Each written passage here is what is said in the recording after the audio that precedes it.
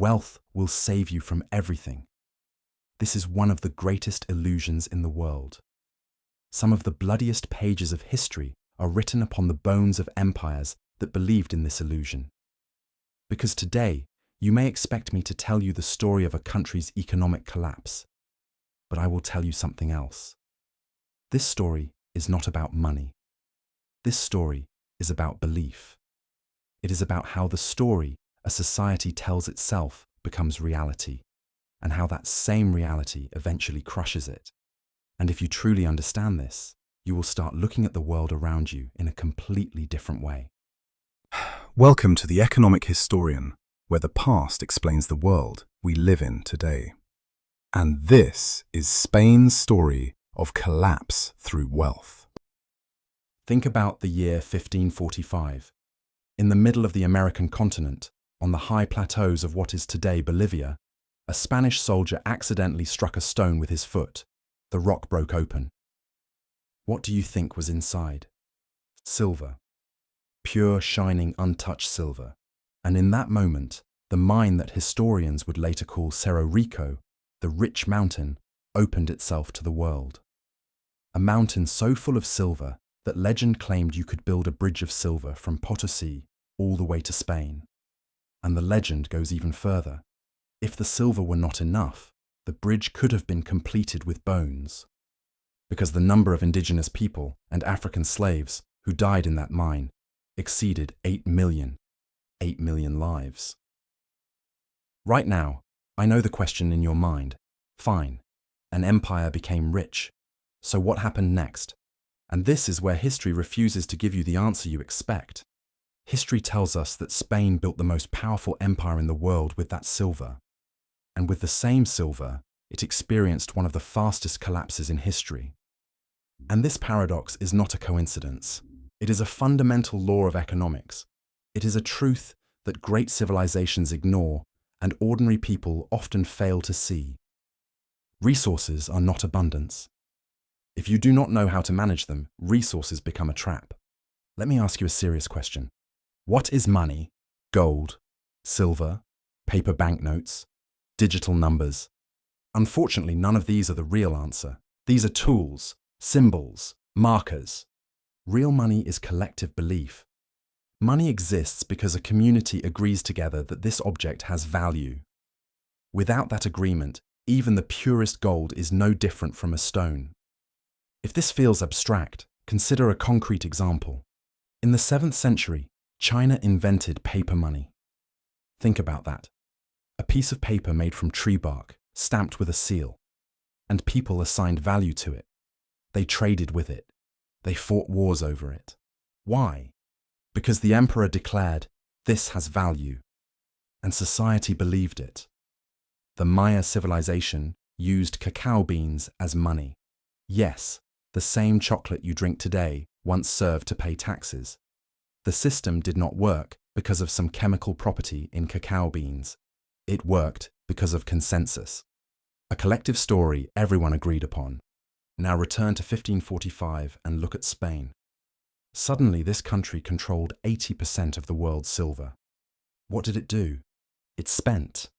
It waged wars. It built palaces. It financed the Pope. It constructed navies against the Ottomans. And every one of these expenses planted the seed of the next one. Because power feeds itself. Power demands more power. And that appetite is never satisfied. This weakness was not unique to Spain.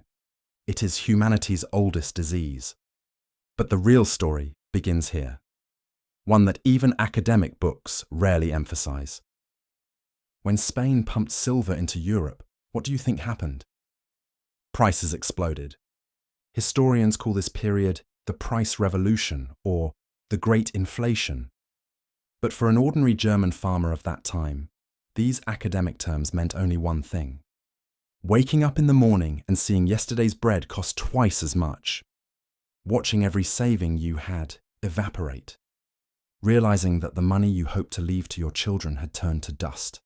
If you were that farmer, who would you blame? A silver mine in Potosí? King Philip II of Spain? Of course not. You would blame your neighbor, someone from another religion, a merchant from the city. Because understanding abstract economic mechanisms is difficult, but directing anger toward a visible target is easy. This dynamic has always existed. The social anger created by inflation becomes politically manipulable. It happened in the 16th century. It happened in 1920s Germany. It happened after the 2008 financial crisis. And it is still happening today. History does not repeat itself, but it rhymes. And recognizing that rhyme puts you a few steps ahead of the crowd. Now let me show you the trap Spain fell into. The same trap that many oil-rich countries, or individuals who suddenly gain enormous wealth, fall into today. Economists call it the resource curse. But that term hides the moral dimension of the problem. It sounds like bad luck. It is not bad luck. It is a test of character, and Spain failed that test spectacularly. When silver from Potosí began flowing in, what did Spanish merchants and craftsmen do? They stopped producing. Why bother weaving cloth when silver keeps arriving? Why struggle with agriculture when you can simply buy everything from the Netherlands, England, and France? Within a century, that luxury of being able to buy transformed Spain from one of the world's productive economies into a country completely dependent on imports, its own industrial base destroyed. The silver came, and the silver went, but production never returned. Here, the warnings of two thinkers strike with full force, Al-Ghazali and Ibn Khaldun. Ghazali warned that societies which lose the moral compass of money decay from the inside out. They appear rich, but internally they rot, producing nothing and consuming everything. Ibn Khaldun described this as the loss of asabiya, the social cohesion that binds a society together and drives it to build something collectively. At this point, you should realize something. This is not merely the story of an empire. It is a choice faced by every society and every individual. Now move forward to the 1600s and examine Spain's ledgers. If a time traveler was looking at those books, would see only one word: debt. Massive, unimaginable debt. Spain became the first empire in history to experience systematic state bankruptcy. Not once, but repeatedly.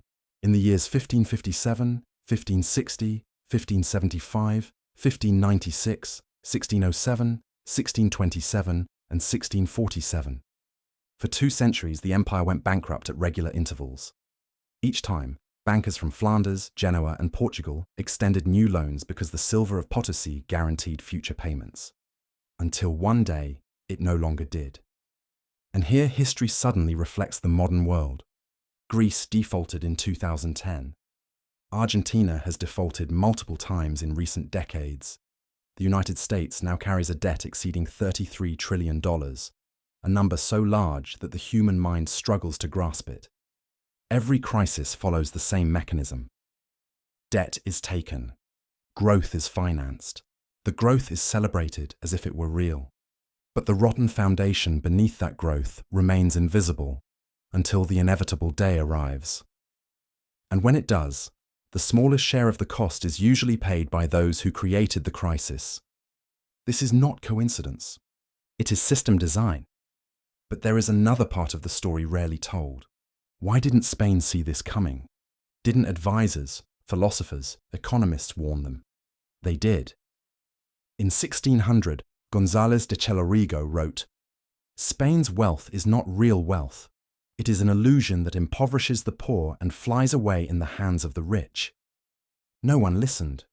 Why? Because power produces knowledge that justifies itself. Think of think tanks, royal advisors, court economists. Their job was not to speak the truth. Their job was to say what the king wanted to hear.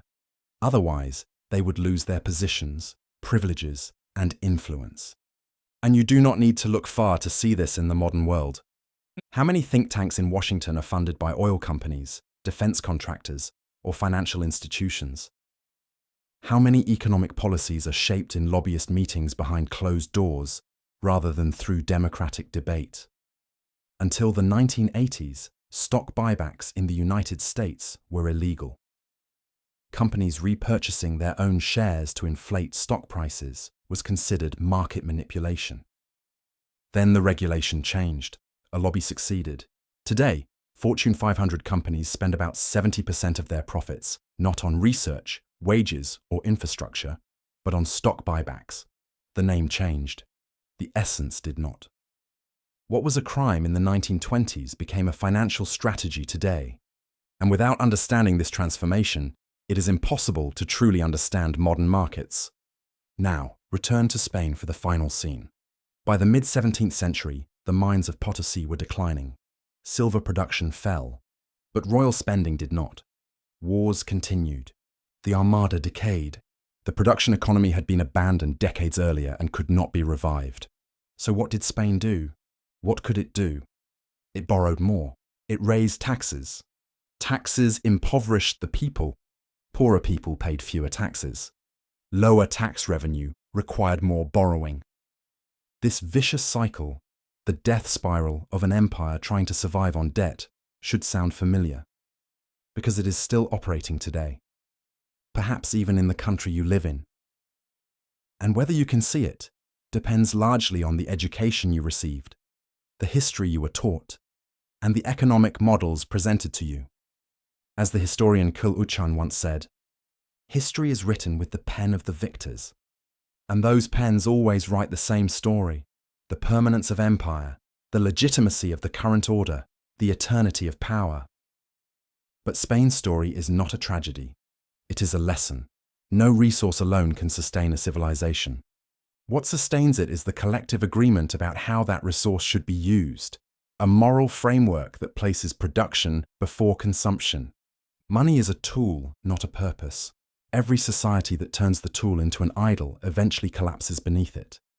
Seeing the invisible networks of power, tracing the real flows of wealth, questioning the story behind the story you are told, this is not merely intellectual curiosity. It is a survival skill. And if you take only one idea from this story, let it be this. The greatest empires in history were not destroyed by spears. They were destroyed by the blindness created by their own wealth, and that blindness still awaits a cure. In you, in me, in all of us. In the next video, we will continue this story. How the Dutch Republic turned this silver into opportunity, how England built a financial revolution from its lessons, and how the seeds of that revolution eventually became the global inequality machine we live in today. Until then, keep one question in your mind. What is the Potosí silver that you believe in so blindly today? If you find this video interesting, please like and subscribe to discover more.